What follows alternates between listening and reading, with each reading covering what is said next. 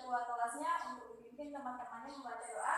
Baiklah, sebelum kita memulai pembelajaran pada pagi hari ini, marilah kita berdoa. Berdoa mulai.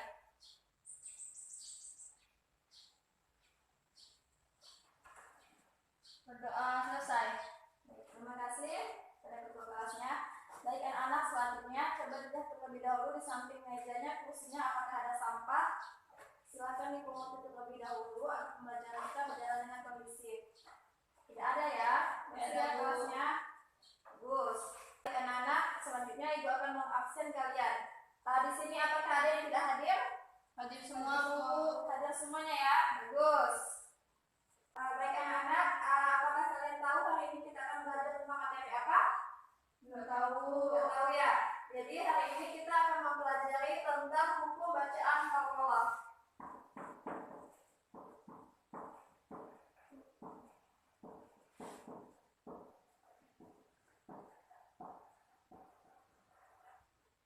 Jadi kita hari ini akan belajar tentang hukum bacaan qalqalah. Baik anak-anak, sebelumnya ibu ingin tanya kepada kalian terlebih dahulu. Apakah kalian masih ingat sewaktu kalian mengaji di SD dahulu tentang qalqalah? Apa itu qalqalah? Ada yang tahu apa itu qalqalah? Nggak tahu ya. Jadi qalqalah itu adalah bergerak atau bergetar. Hukum bacaan dalam mengaji menjelaskan ketika kita membaca ada huruf-huruf qalqalah yang bertemu dengan huruf yang lain dibaca secara bergetar dan bergerak. Baik anak-anak, tadi apa itu qalqalah? Bergetar dan bergerak. Ya. Baik anak-anak, jadi kalian tahu mengapa kita penting untuk mempelajari hukum bacaan qalqalah? Saya Bu. Ya, silakan isi. Karena untuk membaca Al-Quran kita harus membacanya dengan tepat dan benar. Jadi kita harus mempelajari ilmu tajwid termasuk ilmu qalqalah supaya bacaan kita tepat. Ya, benar. Bagaimana teman-temannya? Benar jawabannya? Benar ya. Jadi penting bagi kita untuk mempelajari hukum bacaan qalqalah karena kita membaca Al-Quran itu kan sesuatu yang mulia. Jadi kita membacanya harus dengan teliti dan harus mengerti hukum bacaan-bacaan ada tidak keliru dalam membaca Al-Quran. Nah, bagi anak-anak, dengan mempelajari hukum bacaan qalqalah pada hari ini, ibu harapkan kalian dapat menjelaskan apa itu hukum bacaan qalqalah, kemudian memberikan contoh hukum bacaan qalqalah, kemudian serta yang ketiga adalah kalian dapat menerapkan hukum bacaan qalqalah pada kehidupan sehari-hari. Mengerti semuanya? Mengerti Bu. Baik anak-anak, sebelum kita memasuki pembelajaran kita pada pagi hari ini, terlebih dahulu ibu akan membuat kalian menjadi beberapa bagian kelompok. Pembagian kelompoknya ini ibu tentukan saja ya. Ya Bu. Ya, Sari kelompok 1, Ibu. Kemudian Yusi kelompok 2. Ya Ibu. Oke. Baik anak-anak, ibu minta kepada teman sekelompoknya untuk bergabung duduk dengan teman kelompoknya ya. Oke, baik. Nah, anak-anak, hari ini kita akan mempelajari hukum qalqalah. Jadi ketentuannya hari ini adalah ibu akan menjelaskan di depan tentang hukum bacaan qalqalah. Kemudian ibu minta kepada setiap kelompok untuk membuat resume, catatan kecil tentang apa yang sudah ibu jelaskan di catatan tulis. Kemudian nanti setelah kalian meresum pembahasan yang ibu jelaskan, ibu minta kepada setiap kelompok perwakilan 1 orang temannya untuk mempresentasikan hasil kerja kelompoknya di depan kelas. Bagaimana anak-anak? Paham penjelasan ibu? Paham Bu. Alhamdulillah. Baik anak-anak, sekarang ibu akan membagikan lembar kertas kosong kepada setiap kelompok sebagai bahan untuk kalian mencatat atau meresume pembahasan yang ibu akan sampaikan nanti ya. Untuk kelompok 2, kelompok 1. Ya Bu. Baik anak-anak, kertas nomor kosnya sudah ibu bagikan. Selanjutnya ibu akan menjelaskan hukum bacaan qalqalah. Nah, sebelum kita masuk kepada pengertian qalqalah, lebih baiknya kita pertama mempelajari tentang ilmu tajwid. Nah, anak-anak, tajwid menurut bahasa adalah tahsin, yang berarti yaitu keindahan.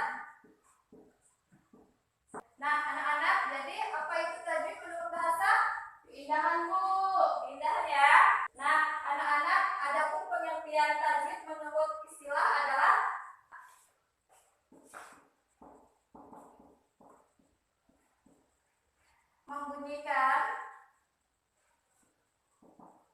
setiap huruf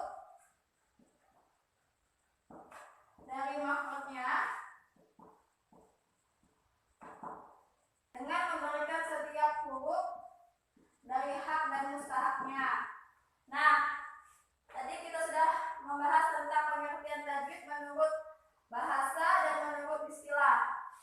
Jadi, menurut bahasa tadi berarti keindahan atau memperindah. Kemudian, menurut istilah adalah membunyikan setiap huruf dari makrotnya dengan berikan setiap huruf dari mustahaknya dan mustahaknya. Nah, kita sudah mempelajari pengertian tajwid menurut bahasa dan istilah. Nah, anak-anak, hukum mempelajari ilmu tajwid ini adalah fardu kifayah. Ada yang tahu apa itu hukum fardu kifayah? Ya, Bu. Ya, isi lagi silakan. Fardu kifayah itu harus ada seseorang yang mempelajarinya, maka gugurlah kewajiban yang lain. Tetapi kalau tidak ada mempelajarinya, maka berdosa seluruh umat yang berada di daerah tersebut. Ya, Bu. Ya, bagus, Sisi. Kita beri aplaus dulu kepada temannya. Hukum awalnya mempelajari ilmu tajwid adalah fardu kifayah. Namun, bagi seorang qari atau orang yang membaca Al-Quran, apabila ia sudah mengetahui atau sudah mempelajari hukum tentang ilmu tajwid, maka wajib baginya untuk menerapkannya di dalam kehidupan sehari-hari ketika membaca Al-Quran. Paham anak-anak? Jadi, kalau misalnya dia tidak tahu, tidak masalah jika masih ada orang yang tahu. Namun ketika dia sudah tahu, maka wajib baginya untuk menerapkannya di dalam kehidupan sehari-hari. Nah, anak-anak, di dalam ilmu tajwid ini dikenal dengan istilah sifat-sifat huruf. Nah, yang artinya bahwasanya suatu keadaan yang terjadi pada huruf pada saat dibunyikan dalam makrotnya. Seperti jar, yaitu keras. Kemudian lawannya yaitu al-hams, yaitu bisikan. Nah, ada yang dalam kita membaca Al-Quran itu ada yang dibaca dengan keras, ada juga yang dibaca dengan bisikan atau lembut. Paham anak? Paham, Bu. Alhamdulillah. Nah, qalqalah ini merupakan salah satu sifat huruf yang tidak memiliki lawan kata. Paham? Paham, Bu. Nah, anak-anak, tadi kita sudah mempelajari tentang ilmu tajwid. Apakah kalian sudah mencatat apa yang Ibu sampaikan tadi? Sudah, Bu. Baik, selanjutnya kita akan membahas tentang qalqalah, hukum bacaan qalqalah. Sebelumnya, Ibu hapus terlebih dahulu atau biarkan saja tulisannya nih? Biarkan saja ya. Jadi, kita di sini saja membuat catatannya. Nah, anak-anak, tadi Ibu sudah menjelaskan tentang hukum mempelajari ilmu tajwid. Selanjutnya Ibu akan menjelaskan tentang hukum bacaan qalqalah. Nah, sebelum kita mempelajari qalqalah terlebih ke dalam yang lebih jauh, angka lebih baiknya kita pertama mempelajari tentang pengertian dari qalqalah. Nah, jadi qalqalah ini ada dua pengertian. Yang pertama menurut bahasa, dan yang kedua menurut istilah. Jadi sebelum Ibu menjelaskan tentang pengertian qalqalah, Ibu ingin tanya kepada kalian, apakah ada yang tahu apa itu pengertian qalqalah? Saya, Bu. Ya, silakan Yusi. Bergetar atau bergerak, Bu. Ya, benar. Jadi qalqalah menurut bahasa adalah bergetar dan bergerak. Selanjutnya pengertian qalqalah menurut istilah adalah getaran makrot yang dibaca pada setiap huruf tertentu yang disukunkan sehingga bacaannya akan terdengar suatu tekanan yang kuat. Nah, itu tadi ya pengertian tentang qalqalah menurut bahasa dan istilah. Nah, anak-anak, selanjutnya tentang 5 huruf bacaan qalqalah. Ada yang tahu 5 huruf bacaan qalqalah? Saya, Bu. Ya, silakan Yusi. Ba, jim, dal, to, qaf. Wah, bagus ya. Kalian masih ingat kelima huruf qalqalah. Jadi Ibu tuliskan ya agar semuanya dapat mengerti 5 huruf bacaan qalqalah. Yang pertama ada ba, kedua jim, tiga dal, kemudian yang keempat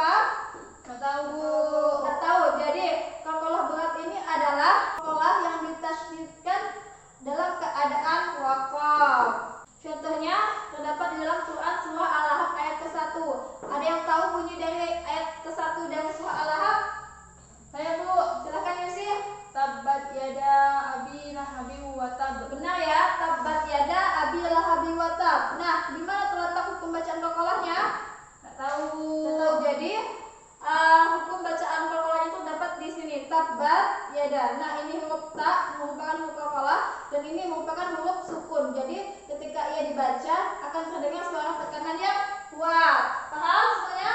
Paham, Bu. Kemudian yang kedua, tingkatan yang kedua adalah tingkatan sedang. Nah, tingkatan qalqalah yang sedang ini adalah tingkatan qalqalah yang disukunkan dalam keadaan waqaf. Nah, jadi yang pertama tadi adalah ditasydidkan dalam keadaan waqaf, kemudian yang sedang ini disukunkan dalam keadaan waqaf. Contohnya terdapat dalam Quran surah Al-Lahab ayat kedua. Ada yang tahu bunyi dari ayat kedua surah Al-Lahab? Bu. Ya, silahkan Sari. Bagaimana? Ma'ana anhu maluhu wa ma kasab. Ya, benar. Ma'ana anhu maluhu wa ma kasab. Nah, kemudian yang ketiga tingkatan yang tahu, ada yang tahu? Enggak tahu. Nggak tahu, Bu. Tingkatan yang ringan. Nah, qalqalah tingkatan ringan ini adalah qalqalah yang disukunkan dalam keadaan wasal. Nah, contoh dari qalqalah ringan ini terdapat dalam Quran surah Al-Lahab ayat keempat yang berbunyi fi jidha hablum mim masad. Nah, kemudian qalqalah tingkatan yang terakhir adalah qalqalah tingkatan paling ringan. Nah, qalqalah paling ringan ini adalah qalqalah yang berharokat. Bagaimana maksud qalqalah yang berharokat? Jadi kelima huruf tadi itu ba, jim, dal, tokoh memiliki harokat. Paham anak-anak semuanya? Paham, Bu. Alhamdulillah. Nah, jadi Ibu sudah menjelaskan yang pertama tentang ilmu tajwid, kemudian yang kedua hukum bacaan Al-Quran, kemudian ada 5 huruf qalqalah, dan yang terakhir 4 tingkatan dalam hukum bacaan qalqalah. Sampai sini kalian paham semuanya? Paham, Bu. Baik, sudah dicatatkah apa yang Ibu sampaikan dan Ibu tuliskan di depan tulis ini? Sudah, Bu. Baik, alhamdulillah. Nah, baik anak-anak, karena Ibu sudah selesai menjelaskan tentang pembelajaran kita pada pagi hari ini, dan kalian juga sudah selesai ya proyeksinya ya? Sudah, Bu. Sudah. Nah, selanjutnya Ibu akan meminta kepada setiap kelompok untuk mempresentasikan hasil resumenya atau catatan kecilnya ke depan kelas. Nanti yang presentasi diwakili oleh teman kelompoknya ya, jadi satu orang saja yang membacakan hasil resumenya di depan kelas. Paham? Paham, Bu. Nah, presentasi pertama Ibu persilahkan kepada kelompok 1. Silakan kepada kelompok 1 perwakilan kelompoknya untuk menyampaikan hasil resumenya ke depan kelas. Ya, Bu. Ya, silakan. Nah, silakan disimak temannya mempresentasikan hasil kerja kelompoknya. Dengarkan ya, jangan ribut ya. Ya, Silakan. Bu. Baiklah, di sini saya perwakilan dari kelompok 1 akan menjelaskan hasil dari diskusi kelompok kami. Kami akan menjelaskan tentang ilmu tajwid dan sifat hukum hijayah. Tajwid menurut bahasa adalah tahsin, yang artinya memerintahkan, ataupun menurut istilah tajwid adalah membunyikan setiap huruf dari makhrajnya dengan memberikan setiap huruf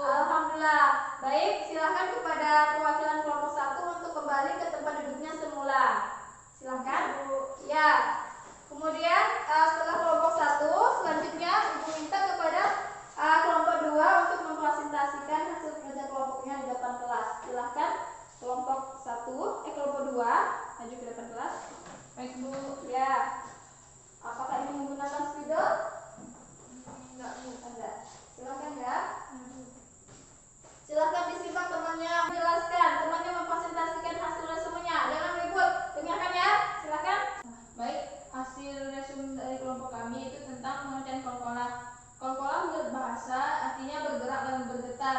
Sedangkan menurut istilah ilmu tajwid artinya getaran makhraj pada saat mengucapkan huruf tertentu yang disukunkan sehingga terdengar suara tekanan yang kuat. Huruf qalqalah terdiri dari 5 buah yang tergabung di dalam kalimat, yaitu qaf, to, ba, jim, dan dal. Nah, tingkatan qalqalah ada 4 macam. Yang pertama, qalqalah yang paling berat, yaitu huruf qalqalah yang ditasydidkan dalam keadaan waqaf. Contohnya pada Quran surah Al-Ahzab ayat 1, tabbat yada abi lahabin wa tab. Yang kedua, qalqalah yang pertengahan, yaitu huruf qalqalah yang disukunkan dalam keadaan waqaf. Contohnya pada Quran surah Al-Ahzab ayat 2, ma aghna anhu maluhu wa ma kasab. Yang ketiga, qalqalah yang ringan adalah huruf qalqalah yang disukunkan dalam keadaan wasol. Terdapat pada contoh Quran surah Al-Ahzab ayat 4, fi zidiha hablum mim masad. Yang keempat, qalqalah yang paling ringan adalah huruf qalqalah yang berharokat. Baik, itu saja yang dapat saya sampaikan. Saya kembalikan kepada Ibu Guru. Baik, terima kasih kepada kelompok 2 wakilannya. Sebelumnya kita beri aplaus dulu terlebih dahulu. Baik, kepada kelompok yang lain, apakah ada yang ingin bertanya kepada kelompok 2? Nggak ada ya?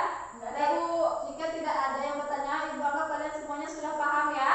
Terima kasih kepada perwakilan kelompok 2. Ibu persilakan untuk kembali ke tempat duduknya semula. Terima kasih, Bu. Ya, sama-sama. Nah, baik anak-anak, karena kita sudah selesai presentasi hari ini, selanjutnya kita akan menyimpulkan pembelajaran kita pada pagi hari ini. Di sini yang pertama kita membuat kesimpulan tentang ilmu tajwid. Nah, tajwid menurut bahasa tadi adalah tahsin, yang berarti apa? Memperindah. Kemudian yang menurut istilah adalah membunyikan setiap huruf dari makhraj, ya, kemudian dan menyembunyikan setiap hak dan mustahaknya. Nah, itu dia ya tadi pengertian dari tajwid menurut bahasa dan istilah. Kemudian pengertian qalqalah menurut bahasa tadi ada yang tahu? Masih ingat? bergetar atau Bergerak. Ya, kemudian menurut istilah tadi apa? getaran makhraj pada saat mengucapkan huruf tertentu yang disukunkan Ya. sehingga terdengar suara tekanan yang kuat, Bu. Ya, benar. Jadi pengertian qalqalah menurut bahasa dan menurut istilah sudah paham ya? Kemudian tadi 5 huruf qalqalah apa saja? Yang pertama, Ba, jim, dal, to, qaf. Jadi ada 5 ya, diingat ya anak-anak. ya, Bu. Kemudian tingkatan qalqalah tadi ada 4 macam. Yang pertama, berat, qalqalah berat. Kemudian yang kedua, qalqalah sedang, atau pertengahan. Kemudian yang ketiga, qalqalah ringan, dan yang keempat, paling paling ringan. ringan. Nah, paham ya semuanya anak-anak ya? Paham, Bu. Nah, jika kalian sudah paham, Ibu akan mengukur kemampuan kalian, pemahaman kalian sudah sampai di mana. Sebelumnya silahkan ditutup terlebih dahulu semua buku, semua alat tulisnya di depan di mejanya, silahkan disimpan terlebih dahulu. Simpannya Ibu akan menghapus tempat tulis.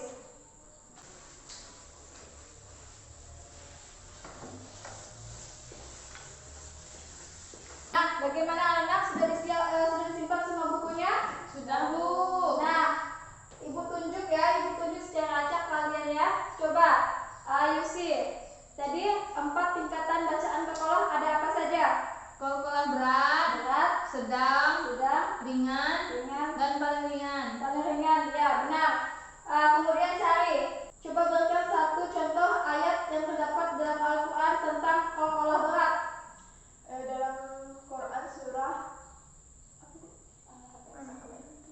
Dalam Quran surah Al-Ahzab ayat 1. Ya, bunyinya seperti apa? Bagaimana? Tabbat yada abi lahabin wa tab. Ya, benar, bagus ya. Jadi kalian semuanya sudah paham pembelajaran kita pada pagi hari ini. Ibu sangat mengapresiasi semangat kalian mengikuti pembelajaran kita pada pagi hari ini. Nah, anak-anak, jadi penting bagi kita untuk mempelajari hukum bacaan qalqalah. Ibu harapkan setelah kalian selesai mengikuti pembelajaran pada pagi hari ini, ilmu yang kalian dapatkan di dalam kelas saat ini tidak hanya sebatas di dalam kelas, namun kalian dapat mengamalkannya di dalam kehidupan sehari-hari.